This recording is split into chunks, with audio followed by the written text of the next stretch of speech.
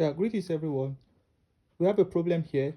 The velocity of electromagnetic wave is 3 times 10 raised to the power of 8 meter per second. We are asked to calculate the wavelength of a light wave of frequency 5 times 10 raised to the power of 14 hertz. Solution. Like I always say, let's write out what we are given. So from this problem, we have the speed of light, which is c, is equal to 3 times 10 raised to the power of 8 meters per second. And then we are also given the frequency to be 5 multiplied by 10 raised to the power of 14 hertz.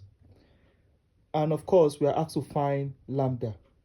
So you will recall that F is equal to C all over lambda. Okay, so by substitution, we have that lambda is equal to C all over F. Therefore, this is equal to 3 multiplied by 10 raised to the power of 8 all over 5 multiplied by 10 raised to the power of 14.